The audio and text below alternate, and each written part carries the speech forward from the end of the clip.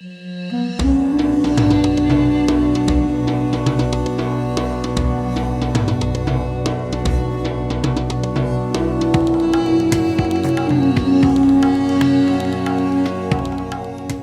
to this week's edition of Halftime Talk. We're absolutely delighted to be joined by Dr. Sara Vakhshouri, founder and president of SVB Energy International. Welcome, Sara.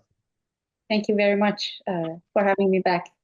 It's great. I mean, it's every 6 months or so. It's wonderful to have your voice at the table, and no better time than now, a few weeks after the re-election of Donald Trump in the United States, of course, where you spend most of your time in Washington, D.C., the capital of the universe. And as we now face into a sort of a new cycle, we've had some time to digest this big news, and it's still a few months away from President Trump taking office again. But of course, he's shaping his government, he's selecting his people, he's making his pronouncements as we start to assess what was sort of election chatter posturing to now what will be ruling policy. So perhaps we can start there, Dr. Sara, your assessment, the re-election of Donald Trump, what it means for, let's say, primarily in our zone of the world, U.S. energy policy, and how much of the rhetoric can become reality. Thanks, John. A very good opening of our discussion. Obviously, there's also a lot of hypes here and speculations. As we see, obviously, President Trump has already have a track record, and people are familiar with his record of work. His Secretary of Energy nominee, Chris Wright, is a very pragmatic person.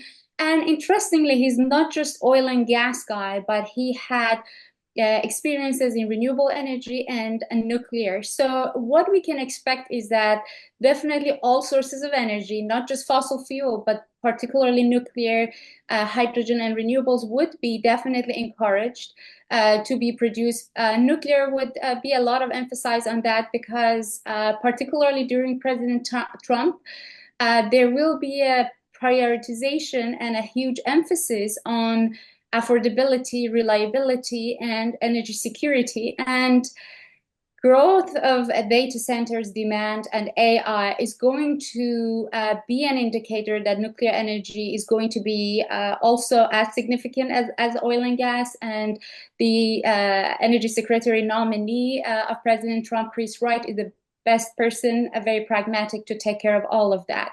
So there are a lot of discussions that would President Trump's leadership in White House help lead to higher U.S. production of oil and gas.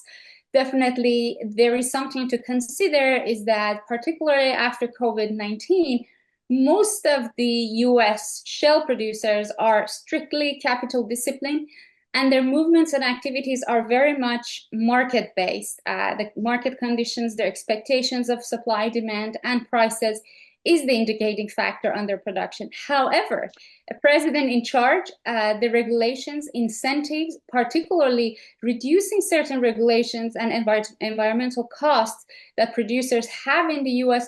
could for sure encourage further oil and gas production in the U.S.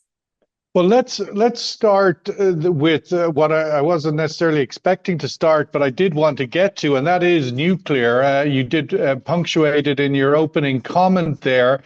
Clearly, the world is very different than when President Trump was last in office, and one of the most significant changes in the world is the energy requirement to fuel artificial intelligence.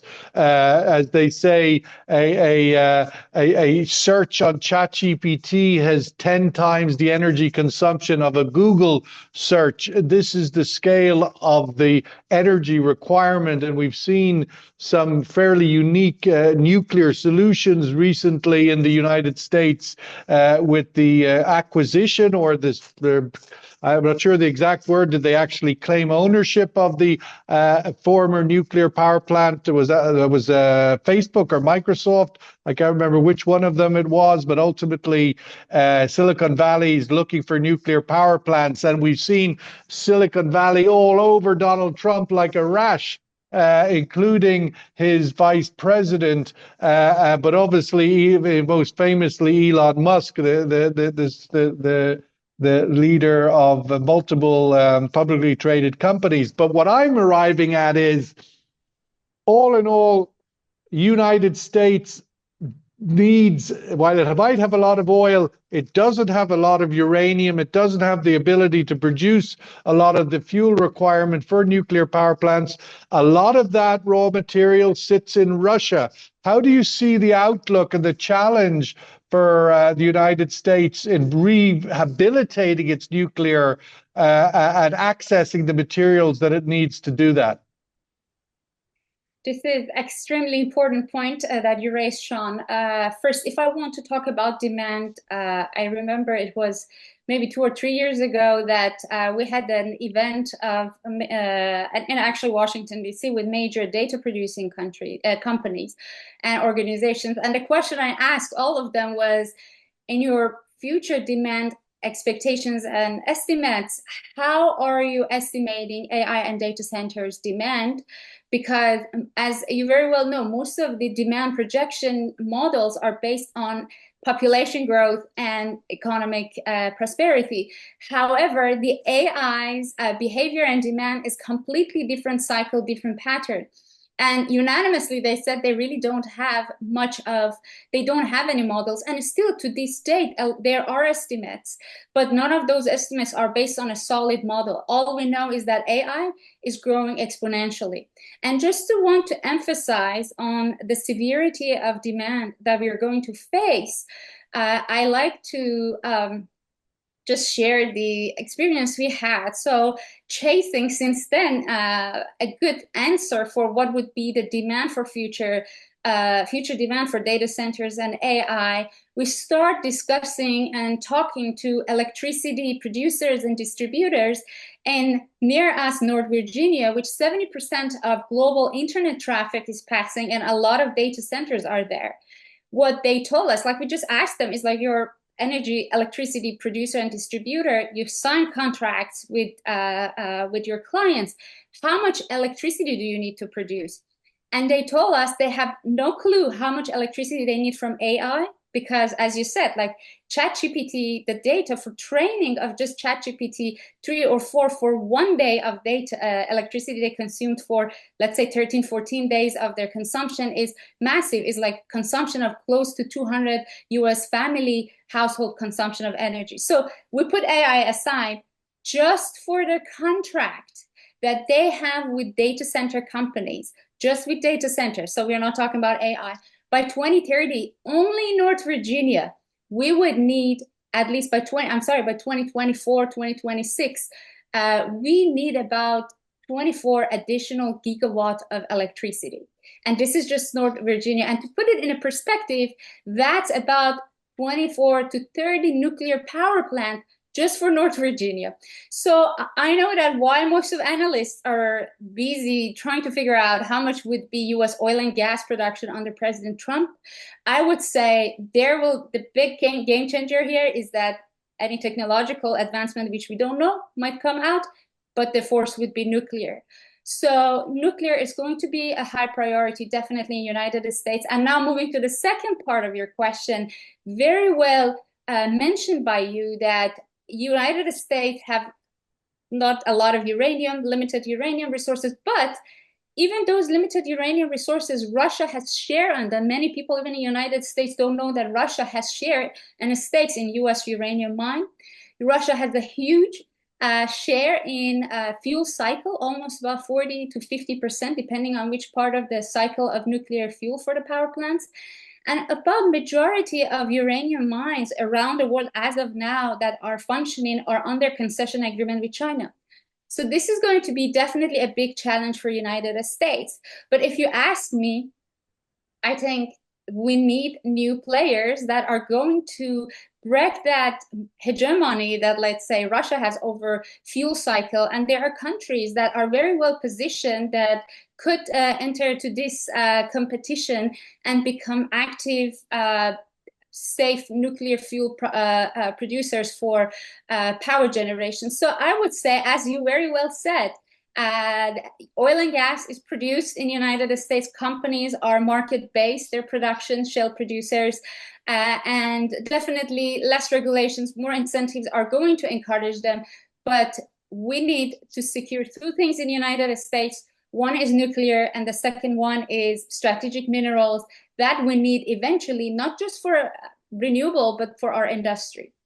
I'm not sure how 50% tariffs on everything around the world gets you closer to these minerals, but I think, as Michael Tyson once said, the famous boxer, everybody has a plan until they get punched in the face. And then we will see how all of these policies of the new administration hold up when they have all of these needs. A year ago, nobody was even thinking about the energy power requirements that AI would be unleashing on the world. And one of the places where we do have some nuclear power, of course, is in Abu Dhabi. They have four, small but significant nuclear power plants. They are now looking at maybe adding to that, given that they want to be the regional center for data centers. But let's move on to our oil and the outlook for U.S. oil production. Again, a lot's changed since Donald Trump was last in the White House.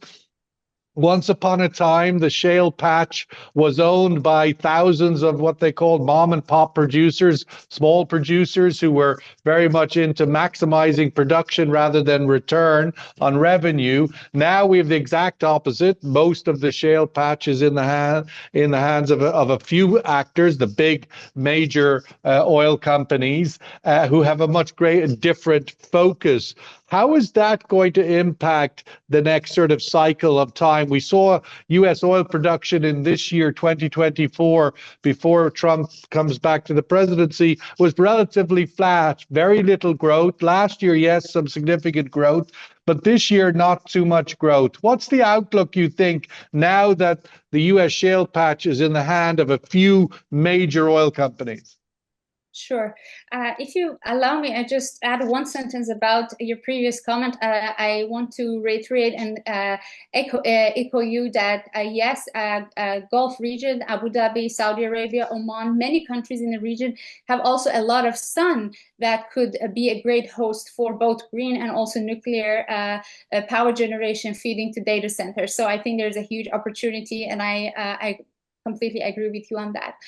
Regarding U.S. Outlook, as you said, now most of the companies in the shale environment in the U.S. are consolidated, and older guys are running the major operation, which means they are more efficient, cost effective, and definitely having President Trump in White House, there's no doubt that there is going to be incentive and encouragement by change of regulations, and also by, a lot of these companies get private funding. And what happened during President Biden, especially at the beginning of his presidency, because of the investors, bank, and a lot of that capital holders expecting that the leadership in the United States is going to be really against the fracking, and also with some of the data that came out of IEA regarding the oversupply of energy or like peak fossil fuel demand. A lot of these funds left out from US shale or fossil fuel and went into renewable energy. So there is going to be changes. I know that many are skeptical of further growth of US shale, but I would say if you're going to have change of regulations, more incentives from a presidential side, we're going to see further flow of capital if there is a market. But again, with the huge demand that we're expecting that with AI we need around the world, and data centers, electricity, the global population increase, we do not see a peak demand in fossil fuels. So I think that most fossil fuel companies in the US, shale companies, are going to continue their operations and also exploring new fields. So, But in the middle of all of that, there is I mean, whatever the medium to long term might be, and wherever your views are on peak oil demand, whether it's, next year, 2030, 2040 for OPEC, but ultimately in the coming year, in the immediate future, I think one can see that there is a flattening of demand growth at the moment. This year, under a million. Even China's demand growth has declined in terms of 2024. Outlook for the year ahead by the IEA is 1 million barrel a day surplus for 2025. How does this idea of Trump's vision for U.S. oil production coexist with OPEC Plus, who are trying to maintain some market? They're cutting back a lot of oil at the moment. Can they sit aside and let the shale producers ramp up production? Your thoughts on the coexistence of these two forces going into 2025, 26? So now if we move to short term, yes, I don't think that US shale production is going to shoot up in a short term, let's say next year. And I think that if we compare the correlation between oil price increase and US shale production increase, it's much less in terms of percentage, because as I mentioned, these companies are more cautious and more capital discipline. So having President Trump in White House, we don't expect a huge spike, let's say, of US shale oil in 2025. But there are also a few different factors that we can consider. One is that if there is going to be enforcement of sanctions, full maximum pressure on Iran, that could take out 700 to 1 million barrels of oil out of the market. This is pretty much close to that demand surplus that you mentioned. But also regarding the President Trump and OPEC relation, definitely President Trump has established close relation with OPEC, as we witnessed that at least during the COVID-19, that how President Trump and his administration had a very close communication with Saudi Arabia, with Russia, with other OPEC plus members. Yeah, but he didn't do anything in the aftermath of the attack on Saudi Arabia's Abqaiq facilities, which knocked out 4 million barrel a day pumping center. That was a big shock for the region. The so-called friend. So the idea that Trump is there to cover all of these bases, if you start cutting off Iran from their oil production opportunity, does that not bring turbulence back to the neighborhood?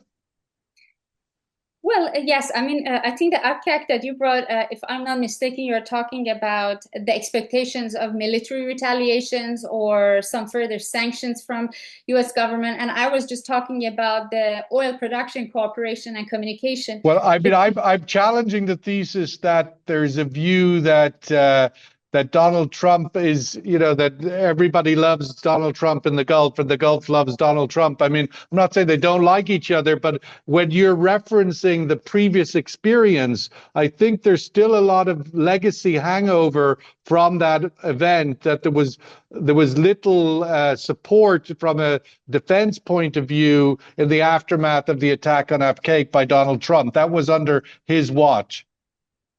I would leave the political and military analysis of President Trump in White House and Middle East countries for the experts in this matter. But if I want to go back on President Trump's established relation with OPEC, when COVID-19 happened, I remember, you all also remember very well when the countries members of OPEC Plus could not reach to an agreement of should they reduce their production or keep producing.